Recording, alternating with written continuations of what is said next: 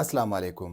د ترلای اسلام آباد د خودکش چاودنې تازه ترین اپډیټس مخې ته راغلي دي. په دې به زه خبره کوم. د دې نه علاوه په پاکستان کې داعش ډله څنګه اپریټ کیږي او سابق افغان صدر ډاکټر اشرف غنی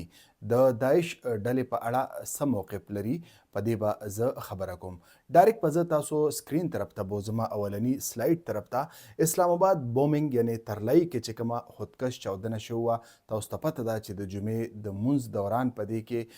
دغه چاودنه وشوله او په دې کې تقریبا 1.30 پورې کسان شهیدان شو او ویل کېږي چې د 100 پورې کسان په دې کې ژوبل شوي هم وو. ځینې راپورټ دا هم وایي چې په دغه ژوبل کسانو کې د 25 کسانو حالت نازک ښودلی کېږي. د دې نه علاوه چې کوم راپورټ مخې ته راغلی دی، په یې کې دا وایي چې په دې حمله کې دغه خودکش بریدګر چې کوم د تقریبا د 4 نه والي تر د 6 کیلو پورې بارودي مواد استعمال کړو او په دې کې ګڼ شمیر کې یعنی په لوی تعداد کې چې کوم دا وړې وړې دانې وي، بال بیرنګ ورته ویلی شي، دا هم هغه ځای په ځای کړو او دا زیات نقصان د دغې د وجې شوی دی. د دې نه علاوه څنګه چې دی ورننوته دغه ځای ته، اگر چې دی دننه هالته نه دی ورننوتی، په دغه خولۍ نه په دغه د خال بهر چې کوم ایریا وه، په دغه ځای کې د 2 ډزې وکړلې او د دې نه علاوه چې کله دی څنګه ورننوته او دی د روکولو کوشش کېدو، په دغه ځای کې هم د تقریبا 6 ډزې وکړې او دغه توقې چې کوم دی د دې کالتوسو توقې پولیسو برآمد کړي دي. د دې نه علاوه د دې وروستو بیا چې کله څنګه دی دغه ځای ته ورسېده او دا فایرنګ یې وکړه، د دې وروسته دغه خودکش چاودنه دغې تن وکړله. بیا داسې ویل کېږي چې د دې خودکش حملاور نوم یاسر دی او د ده سره په کنیکشن کې د پیښور نه 4 تنه گرفتار کړی شوي دي. په دغه 4 کسانو کې د هغه 2 ورونه دي، مورې ده او د هغه اوښې عثمان په دې کې شامل دي. د دې نه علاوه د دې چاودنې ریسپانسیبیلیټي داعش ډلې اخیستې ده، یعنی داعش خراسان ډلې د دې چاودنې ذمهواري په سر اخیستې وه. پرون هم موږ دا شک لرلو چې ګني په دې چاودنه کې به د داعش ډله ضرور انوالو وي. زه به دویم سلایډ ته تاسو بوزم چې په 2025 کې یعنی پاکستان کې چې کوم د داعش ډلې یو سټرکچر دی، په 2025 کې دوی ته ډېر لوی نقصانات شوي دي او ډېر لوی لوی سیټ بیک دوی ته رسېدلی دي. په هغې کې د ټولو نه اول زه به ذکر وکړم چې په بلوچستان کې چې کومه ده سرحدي علاقه ده، په دې کې محمد شریف الله نومې د دوی یو اهمترین کمانډر هغه گرفتار کړی شو او د ده باره کې ویل کېږي چې دی په 2 مارچ باندې گرفتار کړی شو او د ده باره کې ویل کېږي چې کله د امریکې انخلا کېدله د تقریبا اګست 2021 کې او د هغې وروستو چې کله طالبان په اقتدار کې راغله، نو تقریبا په 26 اګست باندې 31 اګست 2021 پورې انخلا مکمل شوله او په 26 اګست باندې د کابل هوایي ډګر یا کابل چې کوم انټرنیشنل حامد کرزی انټرنیشنل ایرپورټ دی، د هغې نه بهر ایبی ګیټ ورته ویلی شي، هغې کې دوی چې کوم دی خودکش چاودنه وکړله او د هغې په نتیجه کې تقریبا 14 پورې امریکایان او تقریبا د 80 پورې افغانان په دې کې وژلی شو. ویل کېږي چې د دې دا مسټر محمد شریف الله چې کوم دی د دې چاودنې ماسټر مایند و. دی چې کوم دی بیا په 2 مارچ باندې څنګه چې ستاسو په علم کې دا مختلف رپورټس وایي چې په 2 مارچ باندې دی اریسټ کړی شو او دا یو ډېره لویه کامیابي ګڼل کېدله او بیا وروستو دا امریکې ته حواله کړی شو. تقریبا د اګست په میاشت کې دی امریکې ته حواله کړی شو او صدر ټرمپ چې کله دا خبر واورېدو نو هغه کولو د دې ذکر وکړو په خپل تقریر کې چې وایي موږ یو اهم ټارګېټ د پاکستان په مدد سره موږ ته ترلاسه شوی دی. د دې نه علاوه په دې کال کې یعنی په 2025 کې داعش ته دویم سیټ بیک د سلطان عزیز اعظم په شکل کې میلاو شو. دا تن گرفتار کړی شو او دا د داعش ډلې یو انتهایی اهم کمانډر ګڼل کېده. یعنی د هغوی چې کوم پروپیګنډا کمپین او یا د هغوی چې کوم د مطبوعاتي یا اطلاعاتو چې کومه شعبه وه، دا به د دې سلطان عزیز اعظم په سربراهۍ کې کېده. دی تقریبا په دې اخیری میاشت کې یعنی په 18 دسمبر باندې گرفتار کړی شو او د دې نه علاوه چې کوم العزایم فاونډیشن د دوی چې کوم مطبوعاتي څانګه وه د هغې چې کوم هغه پروپیګنډا وه یا چې کوم د انفارمیشن کمپین و هغې ته ډېر غټ نقصان ورسېده. نو د داعش په تنظیم کې که ته وګورې نو د هغوی چې کوم انفارمیشن کمپین دی یا پروپیګنډا ده هغه ډېره زیاته تیزه ده. په دې به زه د دې ویلاګ په دې اخره کې خبره کوم. د ډاکټر اشرف غني صاحب ذکر به هم کوم، سابق صدر افغانستان د هغه ذکر به هم کوم، خو د ګرفتارۍ سره چې کوم دی داعش ته ډېر غټ سیټ بیک میلاو شو. د دې نه علاوه په دې کال کې تقریبا په کرک کې یعنې د خیبر پښتونخوا چې کوم کرک ضلع ده په هغې کې انباري یو علاقه ده. په شپږم نومبر باندې هلته چې کوم دی سی ټي ډي او پولیسو مشترکه کاروي وکړله او د هغې په نتیجه کې نثار حکیم نومې اهمترین کمانډر د داعش ډلې چې کوم دی هغه ووژلی شو. د دې نه علاوه په دغه کاروای کې تقریبا 4 یا 15 پولیس اهلکاران هم شهیدان شو. نو زه به خبره وکم چې 2025 د داعش ډلې لپاره یو ډېر خراب کال و او په دې کې د پاکستان د پولیس او د پاکستان د سکیورټي فورسز لخوا دوی ته ډېر لوی سیټ بیکس میلاو شو. یعنې 2025 د داعش لپاره ډېر ښه کال نه و. په دې دویم سلایډ کې به زه ذکر کوم چې داعش په یعنې د افغانستان کې د طالبانو د اقتدار کې د راتګ وروستو داعش په پاکستان کې څومره کاروایي کړي دي دا څومره ډیډلیسټ وی او د دې نه علاوه د 2021 نه مخکې داعش په پاکستان کې څونه کاروایي کړي دي. د دې مختصر چې کوم دی تفصیلات او مقصد دا دی چې تاسو ته لږه پته ولګي چې دوی په پاکستان کې څومره اپریشنز کړي دي یا کاروایي کړي دي. زه به لږ د دې په آغاز کې خبره وکړم چې په 4 مارچ 2022 کې څنګه چې تاسو ته پته وه پېښور کوچه رسالدار یو په پېښور کې یو امام بارګاه وه ستاسو په علم کې وه چې دا هم د اهل تشیع والا مطلب جماعت او په هغې کې یو خودکش چاودنه وشوله او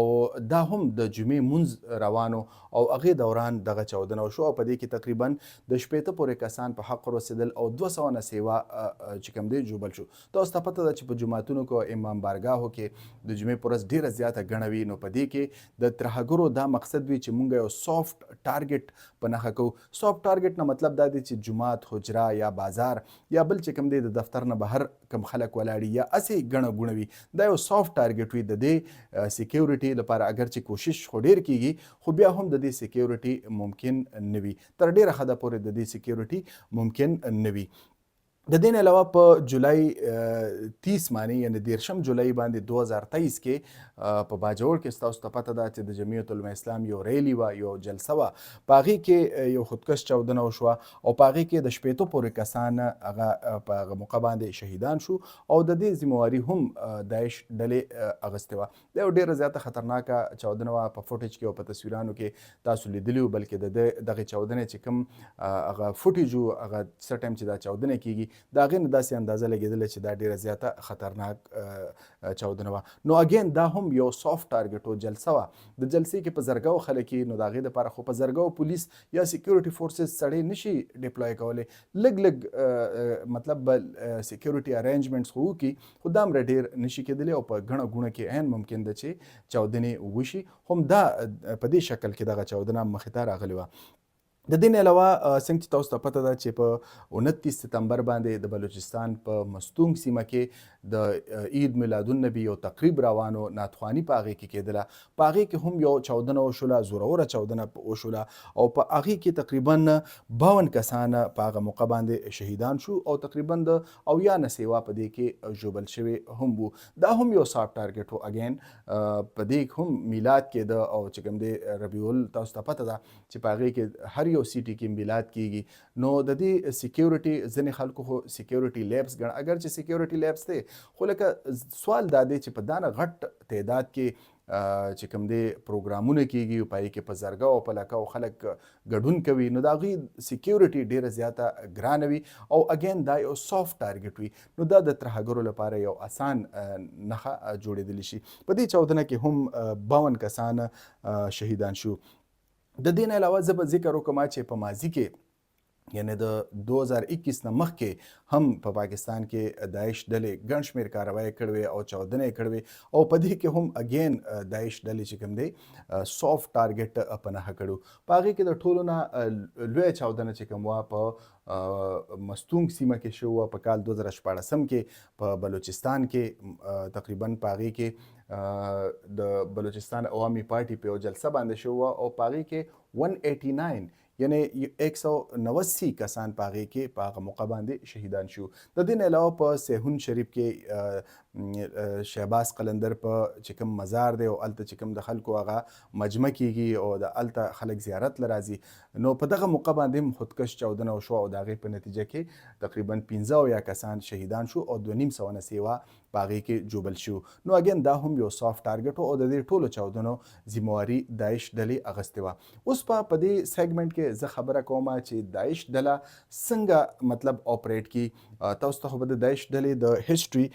ډیره زیاته پته وي خو لکه بهرحال زه هیسټري د نظم په هیسټري باندې مونږ ډیر زیات کار کړی دی چې دا څنګه جوړ شو دا تنظیم او دا څنګه مطلب د دې سربراز وکړو او د دې آیډیاز څو مطلب آیډیالوژي د دې سوا خو زه به د دې چې کوم یو فلسوفیکل ویو ده هغه تاسو ته پیش کما چې په دې اړه د افغانستان سابق صدر ډاکټر اشرف غني کوم چې الله دې ښه لري الله دې صحتمند لري دا مهال په افغانستان کې نه دی د افغانستان نه بهر ژوند کوي اگر چې په هغه وخت کې ورسره زموږ اختلافات وو خو اوس موږ ته د هغه خبره مخې ته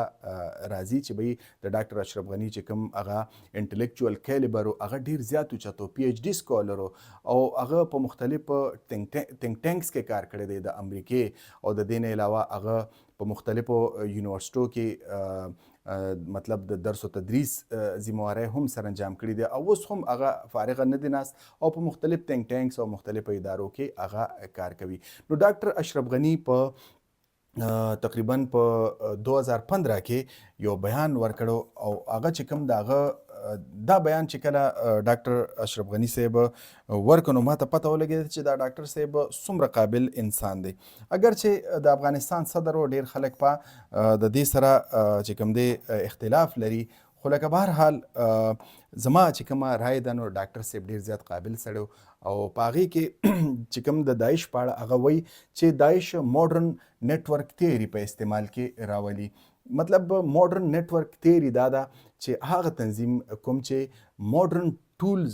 استعمالوي جدید ټول اپ کمیونیکیشن استعمالوي او دې ته ویل شي کمپلیکس تیوري هم دې ته ویل شي چې به کوم تنظیم دا قسمه اقدامات کوي نو دا د مطلب ماډرن کمیونیکیشن تیوري په زمره کې راځي. مطلب دا دی چې دا یو ایڈوانس تنظیم وي دوی چې کوم دی ډیجیټل ټولز دوی استعمالوي د کمیونیکیشن لیټیسټ ټولز استعمالوي او د دوی پروپاګاندا او د دوی چې کوم اپریټیبلیټي ده هغه د نورو تنظیمونو په نسبت ډیره زیاته وي. نو د هغه مطلب دا و چې د ټیرریزم ورژن 1 چې کوم دی